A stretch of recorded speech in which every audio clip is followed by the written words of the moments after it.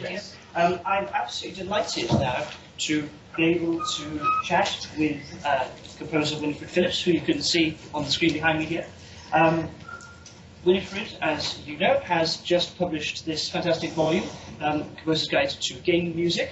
So would you say the primary audience for this book is young composers? Well, yes. I thought that this book would be helpful to composers who either had made their careers in other fields like television and film or for the concert stage, or who were aspiring to become video game composers, and that was the primary course of their careers. But I also thought it might be useful to talk about the life of a game composer and our process so that game audio folks could understand us, audio directors, producers, sound designers, could understand our process, and we could better communicate with each other. I felt like that was also something that I could contribute. And I also thought that fans might enjoy reading it, just to see what it's like. Well, yes, certainly with, I know there's a lot of people who will know you from the music for God of War, fantastic score, we might hear a bit of later, because your book starts with a discussion of how you decided to embark on scoring for games, and this is quite a little interesting story in itself, because you describe with Tomb Raider you suddenly had this moment, you decided, well, I could write for this. Yeah. Yes, that was when I was playing the original Tomb Raider. And there was a moment, during the tutorial levels of Tomb Raider, you get to wander around Lara Croft's mansion. And there's an obstacle course set up in her ballroom where you can practice her movesets. And then there are opportunities for just, wandering around. And there is a stereo that you can turn on where you can listen to music play. And I remember turning on that stereo and listening to the music in a circumstance in which you didn't have to do anything else. There were no enemies to fight or anything like that. And that was the first time I really just paid attention to the music for its own sake. And that was when the idea occurred to me that maybe I could write music for games. It was a very big moment. I really do remember it very clearly. No, it's wonderful because it's one of those opportunities that, because you don't have a giant dinosaur chasing you or a tiger, that you can sit there, you appreciate the music, it fills the environment. I was wondering if you could tell us a little bit about how you went from that to, because God of War was your first scoring assignment. Is that correct for games? Yes, it was. I actually did that project, and I did the Charlie and the Chocolate Factory project at pretty much the same time. So those two games were my introduction. But I got those projects after meeting with the teams at E3. So they basically happened at around the same time.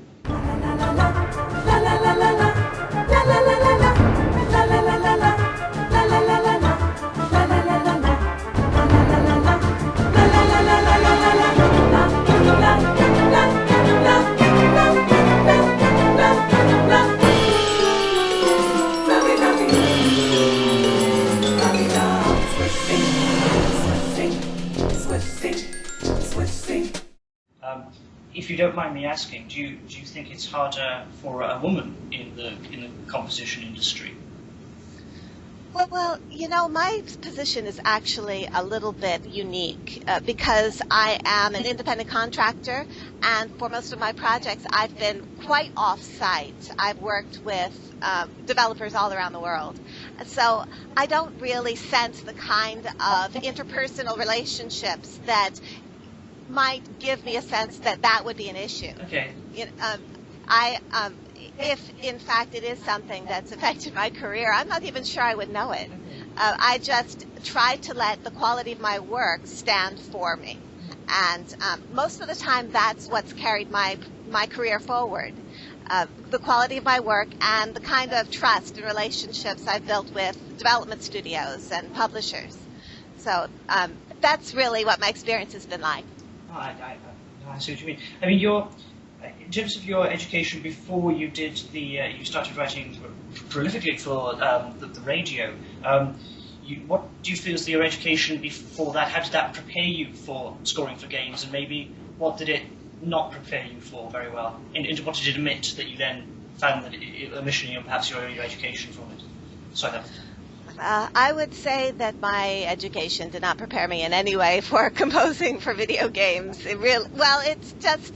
It is a completely unique way of thinking about music. It's thinking about music in terms of its component parts, separating it into interactively fluid bits and pieces that can then interrelate and be implemented by the development team, by myself, to make the gameplay experience more immersive.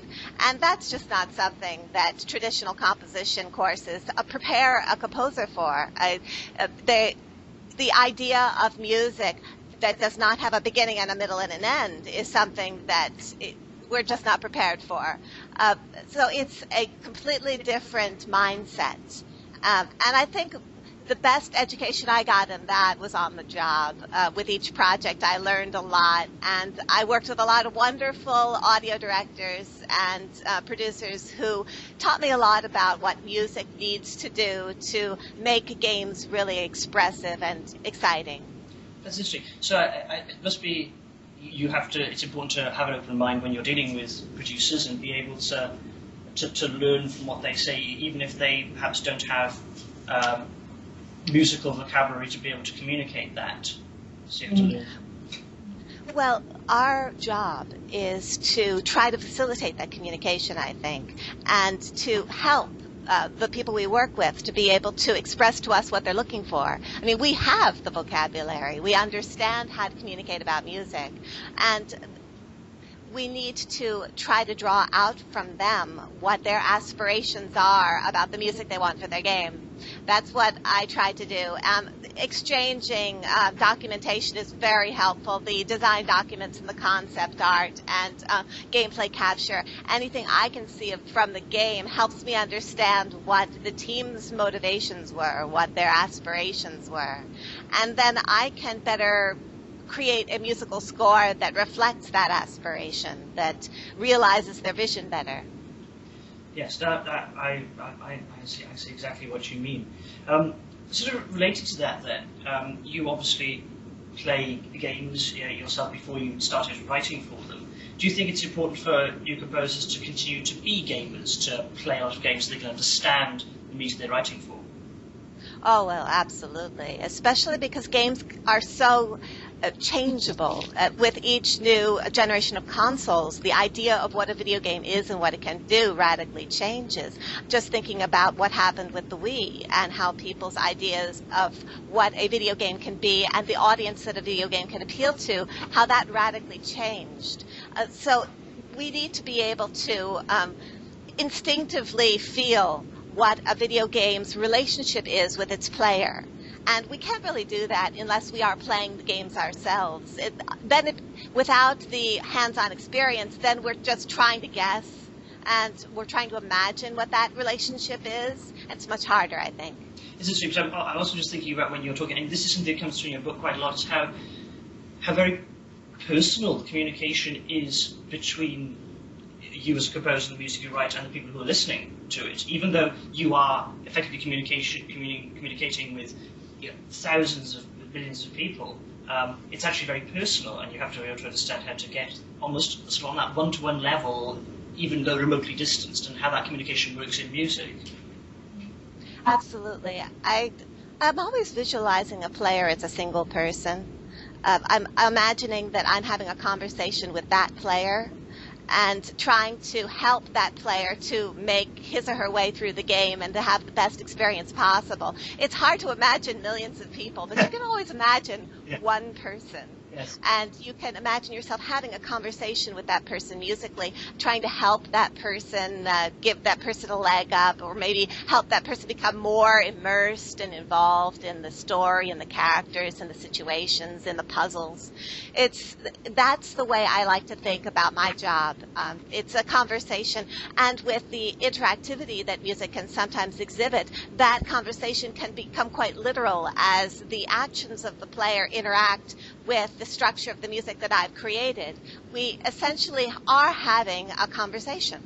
And so that is something I try to keep in mind when I'm working. That makes sense. Well, with this kind of interactive technology, do you spend a lot of time making sure you're up on the recent developments? Do you sort of have subscriptions to tech magazines and so on and so forth to make sure you know what's coming up, or is that something that just sort of happens as you interact with various developers? I wouldn't say it's from magazines because things move so fast. I get a lot of information from the internet, a lot of email listservs, and lots of friendships with a lot of people in the game industry, a lot of talk.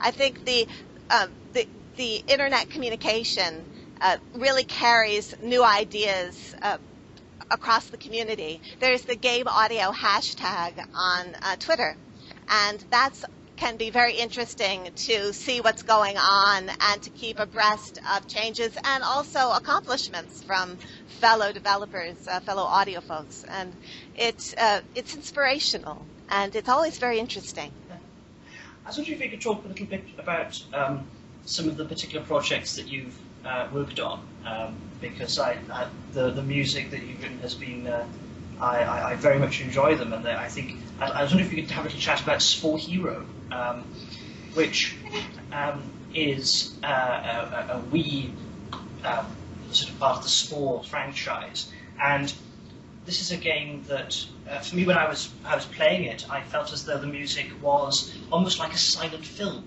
with so much close synchronization, this way that you were attempting to, you reflected these creatures that were around, almost humanizing these fantastic creatures that were created.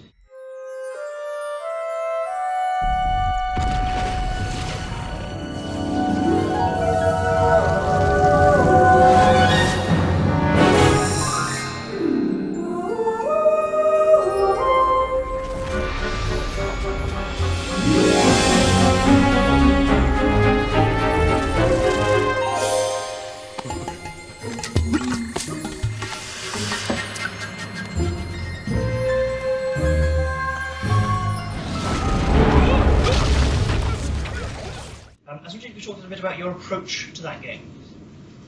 I loved that project. That was an amazing experience for me. It was very creatively challenging, but it was really a wonderful playground for me to explore and experiment with different ideas. There was a world music approach, and that was designed to emphasize the alien nature of the world and the endearing quality of its characters. It's both human and exotic at the same time, and I wanted that to come across. But at the same time, it's lovely to be able to experiment with both a sense of lyricism, which some of the music was quite melodic and lyrical and pastoral, very friendly and nurturing. Because essentially, when you're playing Spore, you're creating your own little monster, your own little alien, and the game is designed to allow you to care for your creation and to become emotionally attached. So that's part of what I wanted to do. I wanted to help the player to care about their little buddy and to help this funny little creature through their adventure. So that was really in my head while I was working on the project. And also the idea that music could be experimental and forward-thinking, and also be very approachable. There's a lot of post-minimalism in the score.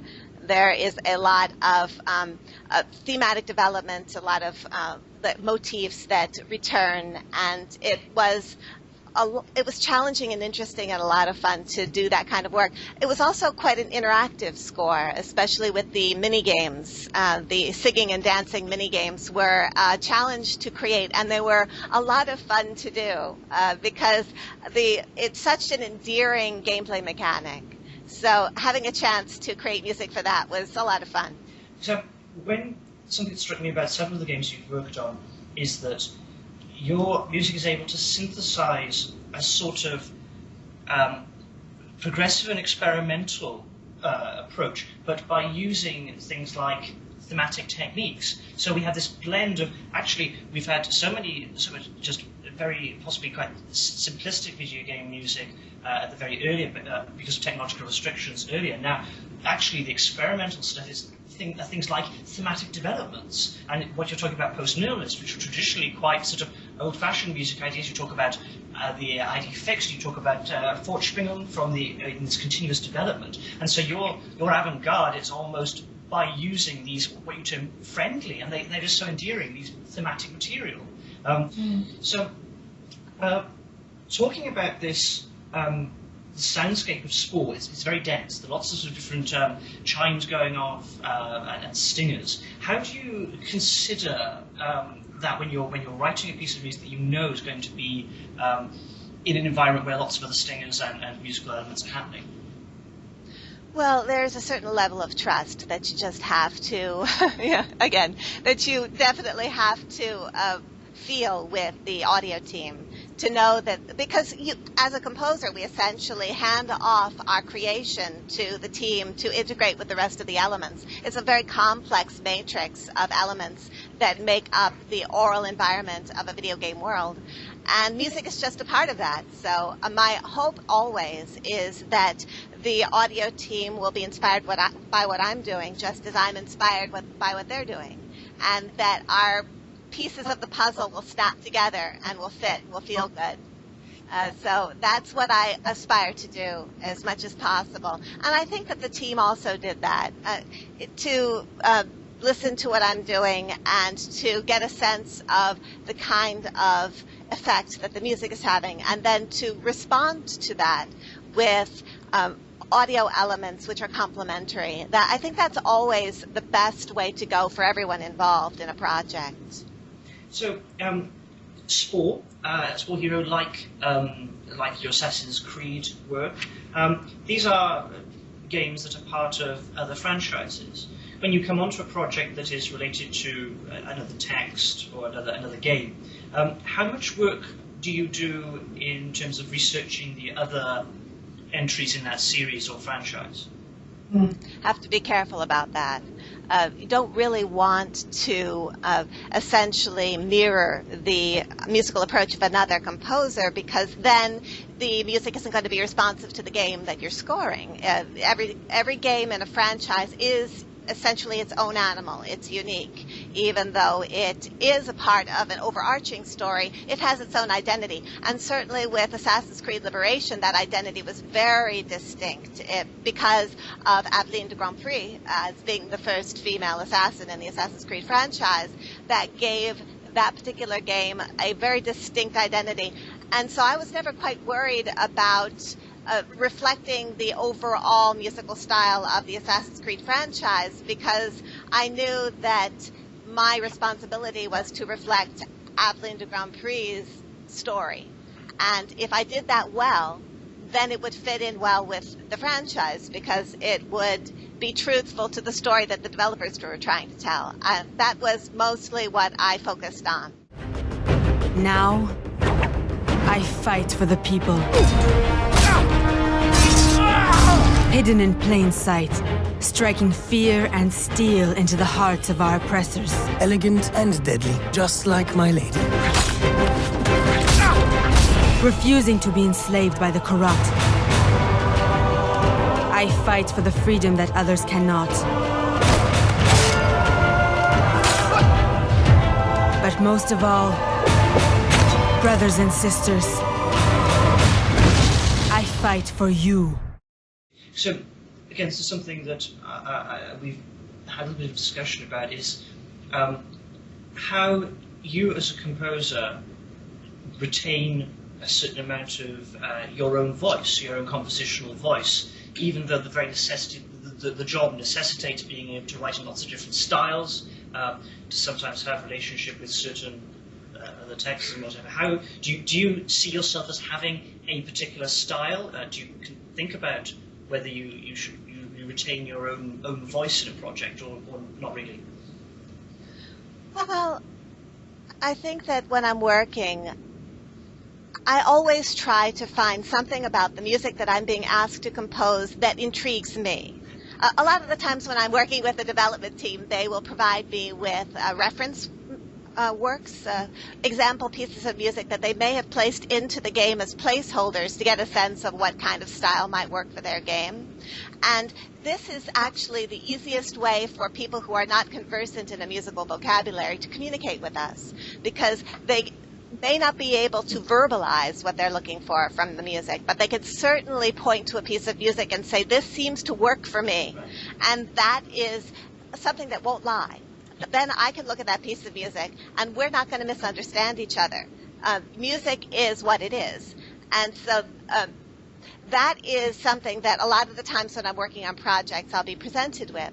But I always focus on what is it about the piece of music that excites me personally. And there's always going to be, there's always going to be a little something. There's always going to be a kernel of something, even in a style of music that I might not be as familiar with. There will always be an element that will be interesting if I'm listening closely and I'm careful and I'm open to it. And that is what I will focus on. And I will narrow my focus to those things that excite me creatively. And then I'll be able to work in that musical genre, but bring my own personal ideas about music to it. And I think that's how you express yourself as an artist, as a composer. You stay true to what excites you creatively. So that's what I try to do. So you find your own way in. You find something that you can, that it makes you an emotional connection, whether that's presumably something with the documentation you were talking about, or whether it's a common point of reference to a piece of music. You at least whenever I've written anything, you have to be excited and enthused about it to be able to produce your best work, I should imagine. Absolutely. It's like the circle of enthusiasm. We're all on a development team trying to inspire each other. And if we're doing our best work, that excitement is going to circle around throughout the rest of the team, and their work is then going to circulate back to us and inspire us to do better. And that is the ideal environment for doing something special. That's what the environment that I'm always hoping to be a part of, and I have been a part of before, and it's one of the most fulfilling experiences as a composer, and particularly as a game composer, to be a part of that. I was wondering if you talk a little bit about SimAnimals, actually, as well.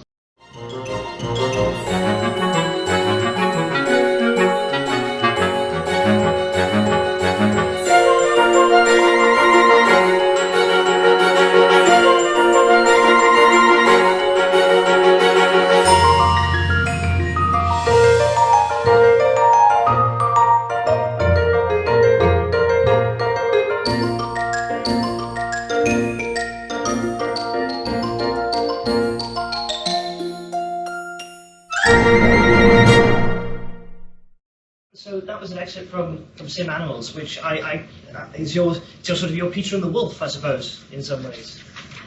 I suppose, yes. It's you've got this sort of bucolic score, and you talk about it in a combination in your book of being this sort of bucolic, very friendly, exciting score, and then using sort of post-minimalist and deliberately non-cinematic music in that. So if you could talk a little bit how you alighted upon that as the way to go with this score.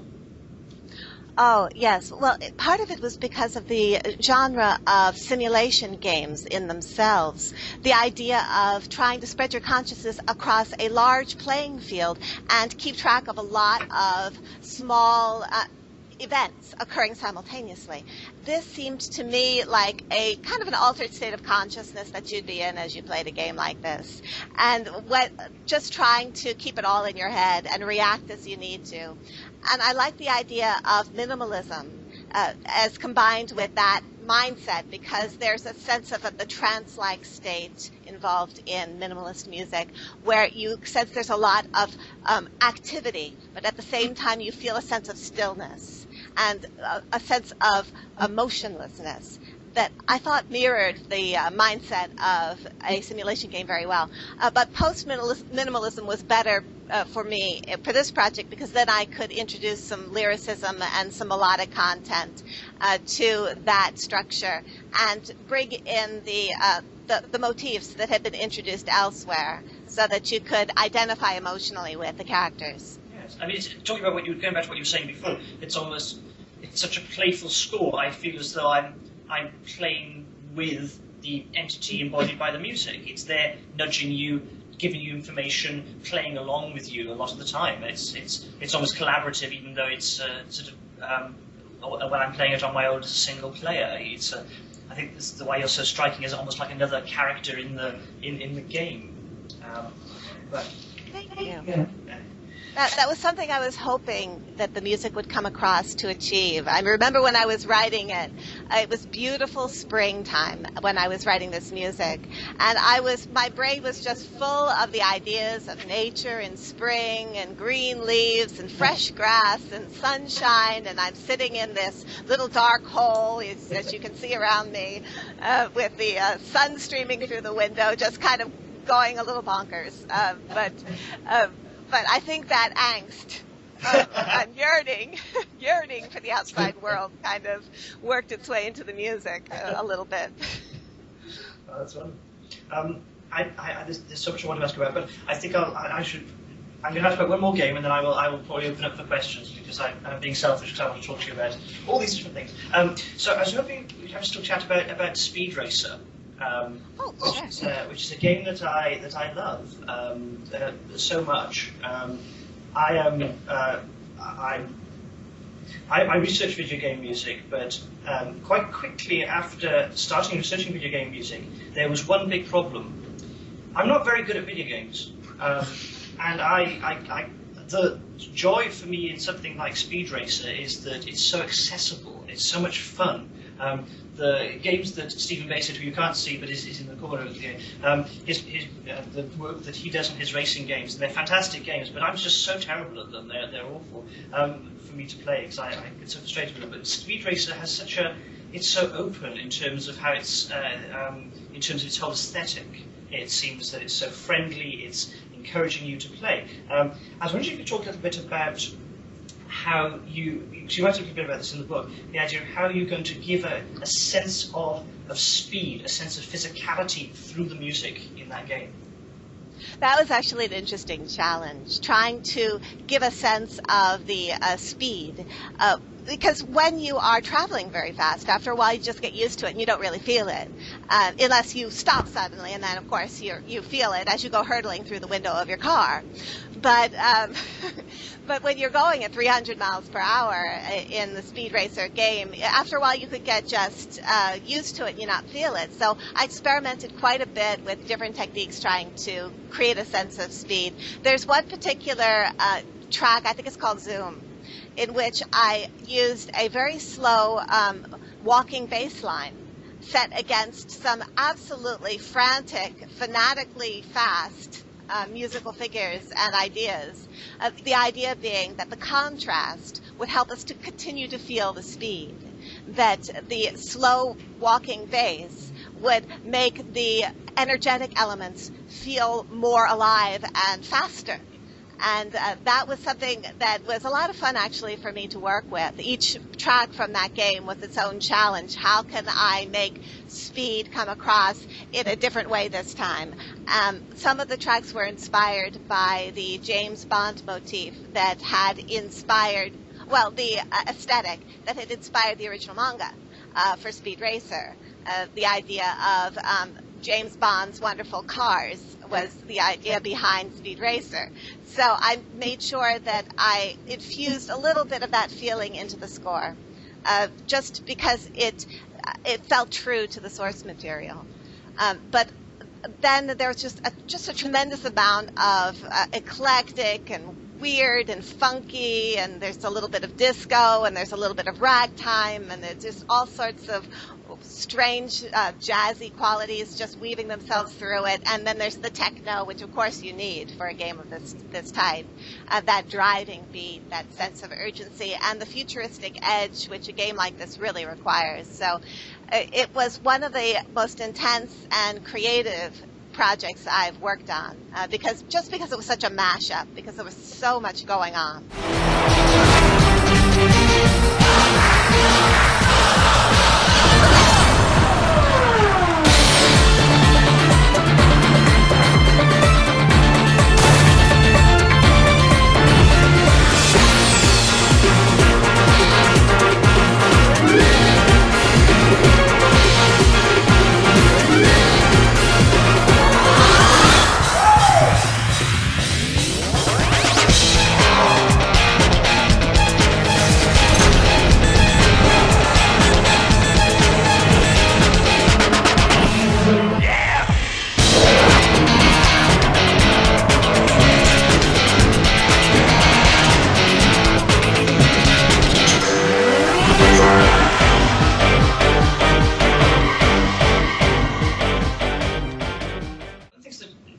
to me about that score, and the reason that I think it does even more than that, because I know this comes from the source material, but it's speed racer, not sort of speed racing. The thing that it does, at least when I play it, is the music is something that it makes me feel like a hero. It puts me in that position of being able to drive very well, and which I can't most of the time. But also the feeling of that, first of all, that use of stratification of the rhythm that you described to get that sense of pace and sense of velocity to it. I feel so empowered when I play it, but also because you use an awful lot of crowd sounds, as though they're cheering for you when you play it. Yes. Yes, I really enjoyed using sound design elements in the music. There's quite a bit of a Doppler effect running through the music, and there is quite a bit of cheering. I have stadium crowds yelling "go" and "yeah," and just big cheers and all of these wild vocal effects. I had a marvelous time looking for sounds and creating sounds for Speed Racer because it to me it was a sport. The sporting event quality was very important, and because it was a movie tie-in, there was a narrative aspect to Speed Racer that is not as prevalent in other racing games because they don't really have that focus on the idea of story. Speed Racer, the video game, was intended to carry on the narrative of Speed Racer, the film. So I knew that as much as I wanted to stay true to the kind of music you'd get in a racing game, it also had to feel cinematic in a way. It had to feel like it was telling a story, like it was more of a personal adventure. So I tried to bring that feeling to bear in the music I was writing. It also had that you seem to structure the play round of the racing game, from the menus, from the preparation into the game itself, and then the sort of the results screen. How you because am I right in saying that you adjust tempo and the crowd sounds over to create a sort of arc of that play round? Yes, that was very important. Also, the themes would repeat throughout that whole process. One of the first tracks I wrote for Speed Racer was the Rev It Up track, which is a play on the Speed Racer theme that I wrote for the game. Very much an iconic sort of hero theme that allowed the music to kind of have a personal touch, a sense of a trumpet call for the main character. And that kind of theme carries through from the sequences before the race, when you're just looking over the course, through the actual racing, and then afterwards in the triumph or failure music, when you are getting a sense of how you did. I like the idea of these thematic elements binding parts of the game together, making things feel more unified. Because games sometimes, since they have separate elements in terms of the gameplay, sometimes they can feel like there's too much demarcation, like there's too much separation between different parts of gameplay. And I like music to be able to try to bind that together. It has the power to do that by using its themes and its textures to create a sense of unification in the whole experience. And I try to do that as much as I can. If I could just ask you one more thing before I open it up to the rest of the room. I was going to ask you about your writing process. You talk a lot about thematic development in your book and about the ways in which this can be produced.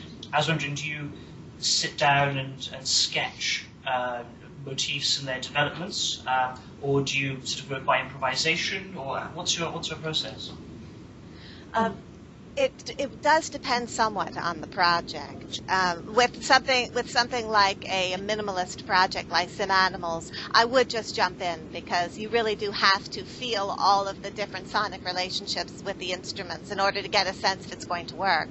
But a lot of the times I do sketch with piano, and I work out different motifs that I think will be useful moving forward into the game. And on a track-by-track basis, I sort of develop a repertoire of themes that can then be combined and contrasted against each other and can return. So I think I've done a lot of that kind of sketching for projects, particularly lately, because I think it's interesting. It's interesting for me. It makes my work more fun. That's fantastic. I think I should probably let other people have questions now. So could I, yeah, can I open it up for anyone else? Mickey, if you speak up, can you? Yeah, I can speak up, but you could maybe like twist the camera a bit so there's at least a bit more on the. Not aiming at Hello. The question I wanted to ask is going back to the God of War soundtrack.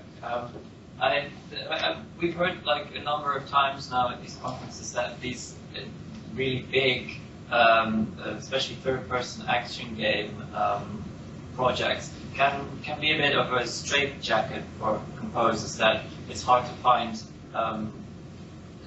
like your own style to sort of to have your own input in these games. And how did you find that for yourself, particularly with God of War?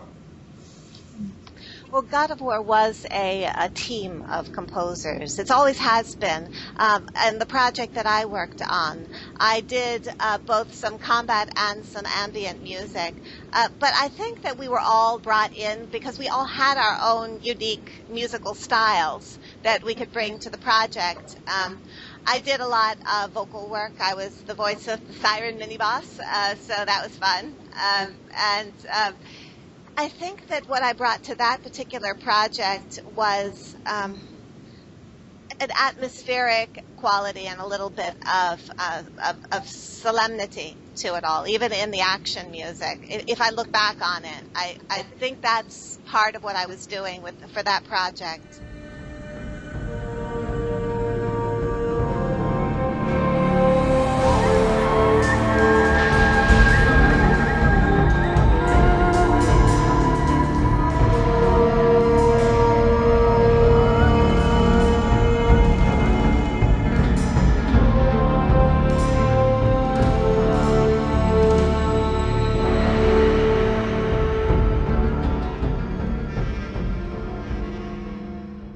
I can see what you mean when you say that sometimes working on a big AAA action game can be difficult to establish your own style. But I haven't actually felt that yet because most of the AAA action games I've worked on have had such really specific musical requirements in terms of meeting the needs. Such as with Assassin's Creed Liberation, I really had to bring forward that Baroque musical style of the 18th century. I really needed to bring forward the African influence for Aveline's roots.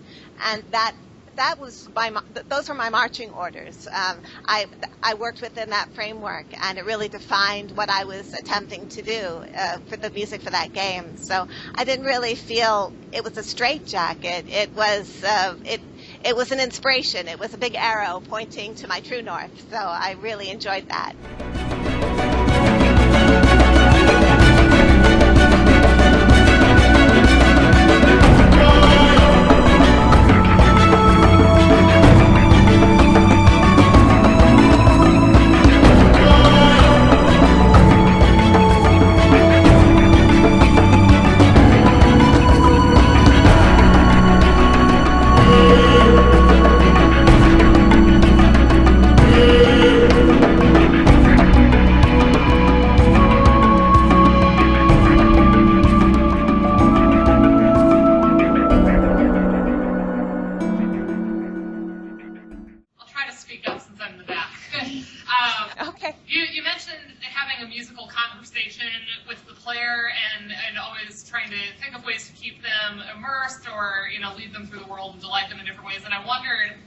If you ever have moments where you are intentionally trying to toy with your players or manipulate them in ways, to maybe add challenge to a certain scene so that when they get through it, the payoff is so much stronger, and sort of what your approach is to that, to adding some challenge in and provoking the player as well as leading them through.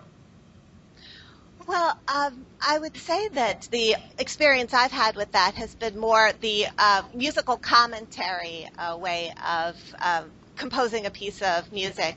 The idea that the music is not essentially commiserating with the player, but laughing at the player, as just essentially kind of giving the na-na at the player, and for the sake of humor, and to make the whole experience lighter and more frivolous and more fun. So I've done that, but I don't think I've ever been asked to create music that messes with the player's head and leads them in a wrong direction. I think that would be an unusual thing to be asked to do. And it would actually be kind of interesting to do that sort of work, to create music that is deceptively atmospheric in a way that does not point you in the direction the game is actually going to go. I think that would be an interesting thing to do. But I don't know of a lot of games that are doing that. At least I haven't played them yet. And I'd kind of like to play them. It sounds like something to be fun. I suppose if it would have to be done quite carefully, because it has the potential to jeopardize the unspoken contract between you and the music in the game and that personal relationship that we were talking about. That's true. Most of the time, the music is perceived by the player as essentially another person. And there was an interesting psychological study that I talk about in the book, where they were studying how the music that autistic people listen to is perceived by them in the same ways that we perceive music, that we use it for emotional regulation in order to feel happy or to feel sad, and that an autistic person can perceive that music in the same way that we can, but has difficulty perceiving emotions in other ways and understanding when other people are showing emotion. But they can perceive it perfectly well through music, which I found fascinating. And the theory is that we all perceive music essentially as another human being expressing pain or happiness or any other emotion to us, and that we first sympathize and then empathize with that expression to us, and in so doing, then we feel the emotion ourselves, and that's how music makes us feel. That's the theory. And I find that to be really fascinating and really interesting. So the idea of breaking the emotional bond with the listener by portraying an emotion that's essentially deceptive, I think might be a little dangerous. It's such an intimate relationship we have with the player. I think it's more intimate than the relationship that anyone else on the team may have, because we are in their head in a subconscious way, interrelating with a part of their brain that doesn't have words. So I think it's that bond. I think that bond has to have a level of trust. I think that we need to invest with each other with that kind of trust. I think it's important. Are there other questions?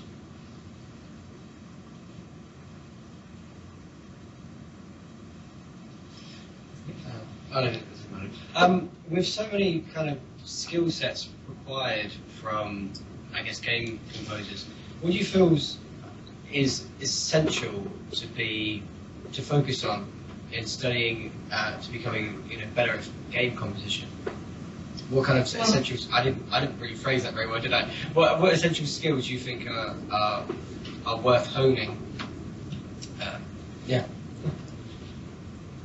Okay. Well, I think, of course, in terms of just the basics, studying music composition, music theory, understanding the ideas of harmonic relationships and chord progressions, and all of those things that help us to understand how music communicates, that's important. But I think apart from that, moving forward as a composer for any medium, the most important thing is to become a really sensitive listener, and to develop our ability to learn from music as it evolves.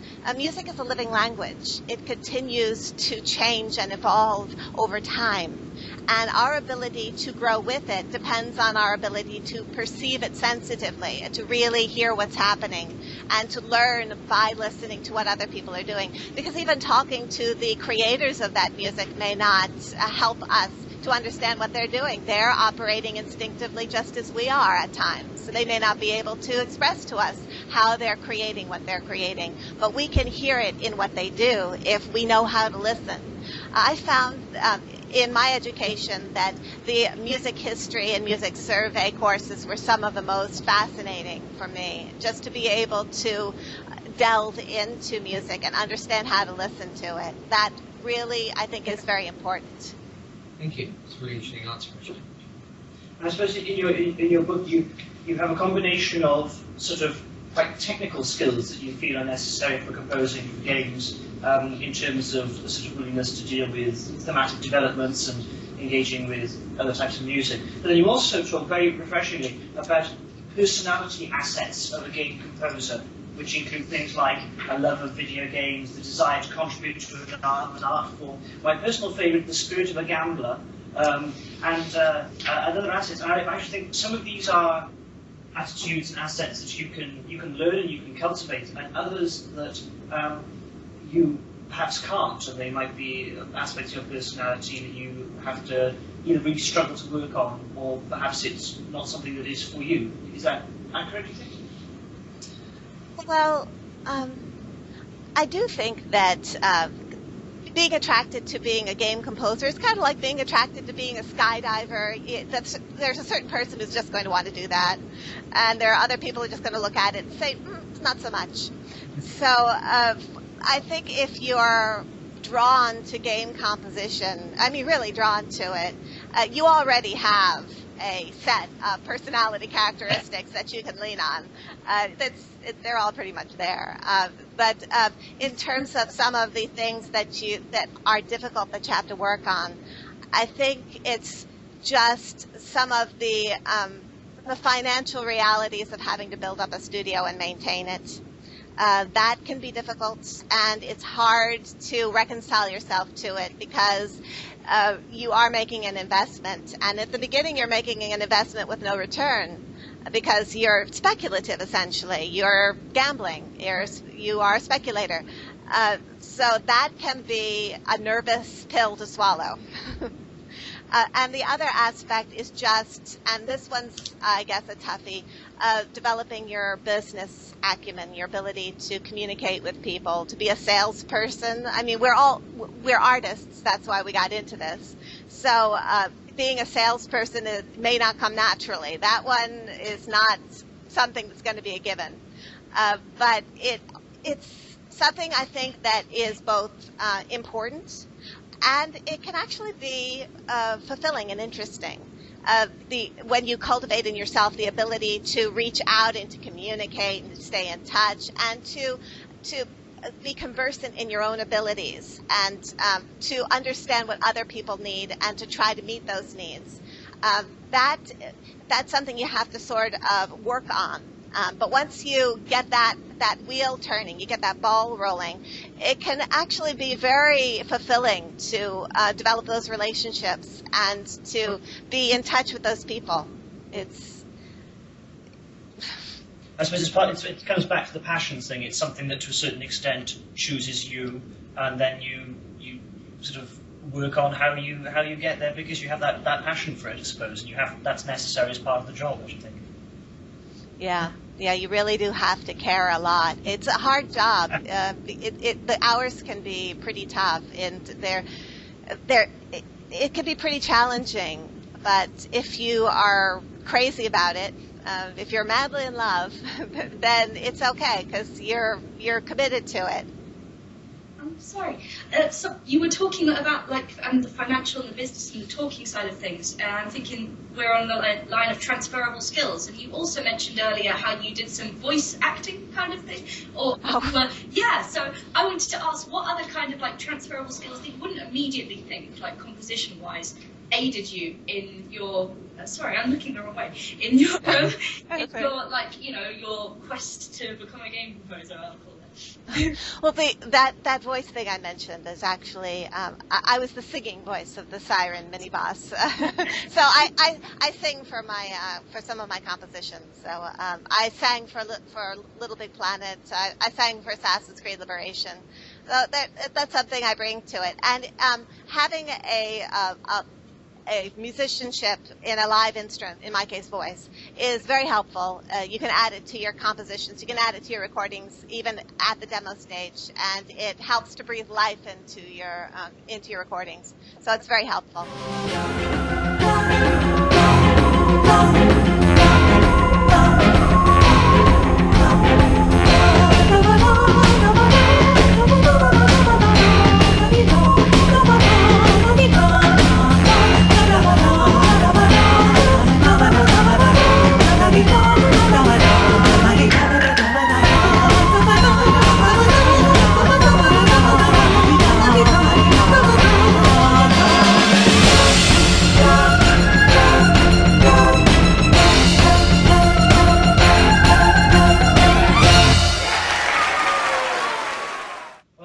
Unless there are any more questions, I think we should probably let you go. But thank you ever so much for talking with us today and for talking about your work and your book. We really appreciate you taking the time to talk to us. Thank you very much indeed.